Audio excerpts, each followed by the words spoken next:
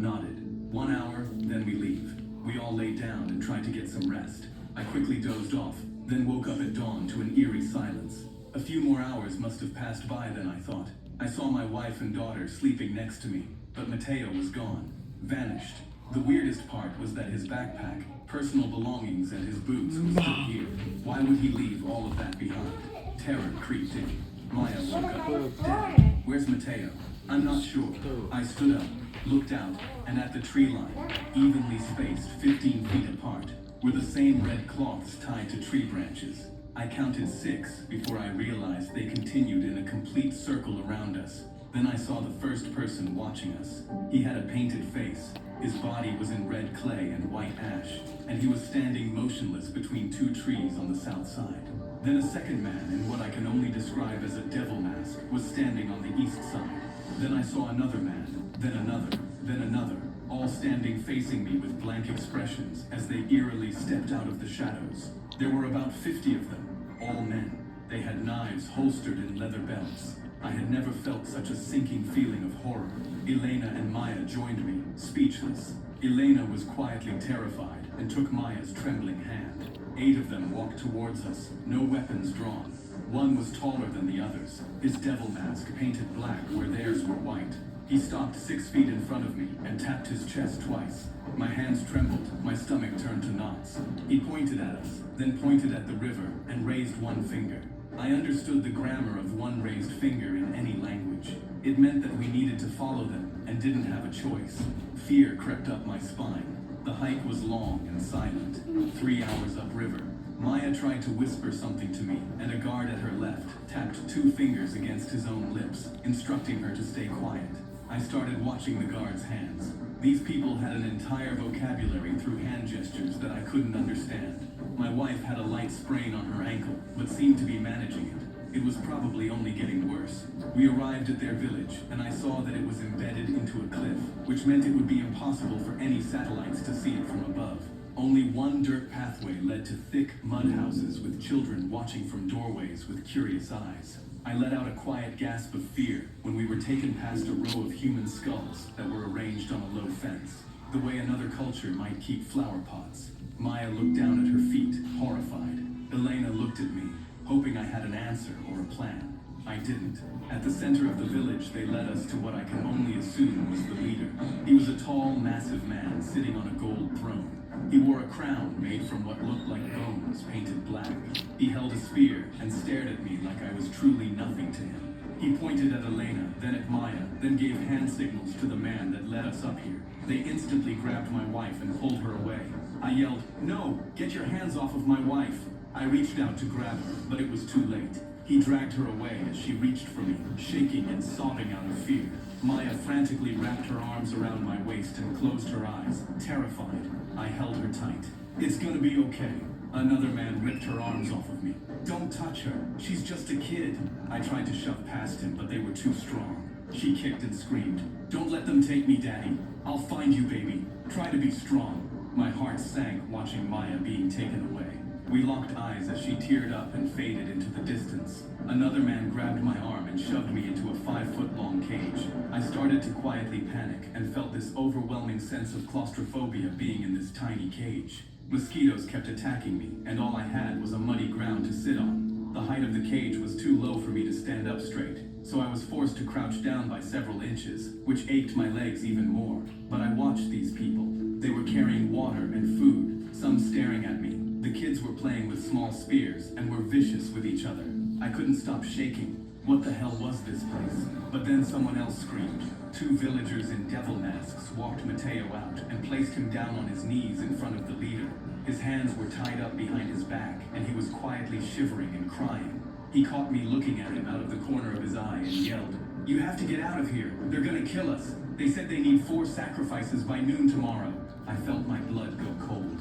The massive leader slipped on his mask, grabbed an axe, said a few words to Mateo in their own language, and Mateo begged for his life. "I am a good worker. I can make food and clothing. I can..." Several villagers raised their arms up to the sky and prayed and chanted, "Bukaraka, Bukaraka, Bukaraka. Please spare my life. I am one of you." But I saw the leader stare at him. Then he raised his axe. "No, please. and just as he swung it down, I covered my face. I was shivering. I knew I was probably next. If I had just listened to him and left immediately, we'd all be safe right now. It took everything in me not to be sick. Then I noticed several villagers joyfully grab Mateo's body and carry him away. Then it hit me like a ton of bricks. These people were cannibals. This was a normal routine for them. The skulls on the fence weren't decoration, they were trophies. I realized that I needed to escape as quickly as possible because me and my family were next. My mind was racing and my heart was pounding as I thought through several scenarios of escaping. A few minutes later, a little kid that couldn't have been more than 5 years old kept smiling at me while he was eating something with a wooden fork. His friend pushed him, causing his wooden fork to fly out of his hand and land near my cage. I quickly grabbed it and hid it behind my back. I couldn't see where Elena and Maya were, which was terrifying. It was unimaginable to me what might be happening to them. I waited until dark, broke off a small piece of the wooden fork and used it to pop open the lock on my cage. These people didn't have the most stringent security. They didn't have to because this village was so remote. I snuck behind the cage, then quickly ran into the jungle. I just had to get away, but just as I thought I was safe, I heard footsteps behind me.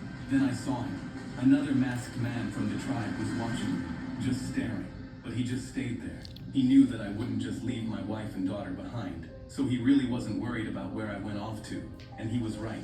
He knew I had no choice. I kept running, and finally found our camp from last night. I finally had food, water, but I knew I was running out of time. I needed to hurry. The thought of what my poor wife and daughter were going through was horrifying. I ripped open Mateo's backpack, found a machete, climbing rope, fishing line, 2 road flares, and a bag of digging spikes. I also found a small leather notebook.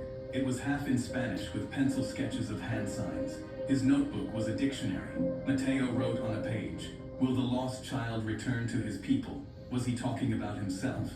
Then I found the word that the villagers were all chanting, Bukaraka. I had spent 20 years studying how ancient people lived. It means blood of the returning betrayer. Mateo used to be one of them. No wonder he was the first one to take this job. I continued reading and discovered that there must be 4 sacrifices before the next full moon. Number 1, the betrayer. It said he will be slain. That was Mateo. Number 2, it states that she must be given to the water gods, which I can only assume meant they would take my wife to the river. My hands started to shake. Then number 3, which stated they would sacrifice her to the god of fire. And number 4, the king. They were setting up a rope and meant to be a sacrifice to the god of air. And if my studies of Mateo's journal were correct, Elena was next. I learned every hand gesture I could in 10 minutes, then rushed back up towards the village. Just as I got there, I saw someone. A scrawny messenger carried a long cloth-wrapped bundle to a shack near the river. It was his normal job. He probably did it daily. I looked at my arm, and it gave me an idea. Luckily, I was a similar shade of brown skin. I came up with a plan. I could go undercover and maybe blend in with the natives. I knew I had to, even if it had very little chance at working. I mixed clay and limestone and made the body paint, then made a mask from some tree bark. I put it all on, and I was in full-on disguise mode. This had to work. Right before dawn, I waited near the pathway that went up to the village. The messenger came up the path towards me with his package. He was heading back up to the village. I hid behind a tree and waited for him to get close. Then I tackled him to the ground, grabbed the back of his head, smacked him into a rock, and knocked him out. I took his bundle, headed up the pathway, and made it to the outskirts of the village. The first 3 villagers I passed touched their foreheads with 2 fingers, signaling a greeting. I returned the gesture exactly the way I'd seen it. I was sweating, but so far, they were buying it. Then I needed to find Elena's cage and started searching for it. A guard stepped right in my face. I bowed my head down and started to step past him, but he raised one hand to stop me and pointed at my feet. I looked down and slowly realized that the messenger had been wearing woven sandals. I was wearing my hiking boots. He looked up at my face. He couldn't see my eyes through the mask, but he could see my chin. My chin was the wrong color underneath the clay. He yelled out something guttural in his native language, making the entire village erupt into chaos. He pointed at me, and I knew I was caught. I panicked, took off running for the tree line, looked behind me, and saw 7 men chasing me with spears. Holy and moly. My heart was racing. They were screaming at me, but just as I ran into the forest, I quickly hid underneath the canopy of a low tree. The men ran past me, I covered myself with mud and only survived because it was still somewhat dark underneath the heavy leaves. I stayed completely still for a few minutes, praying they'd leave. But then I heard a different word being chanted. I looked out over the clearing and saw 20 women villagers all carrying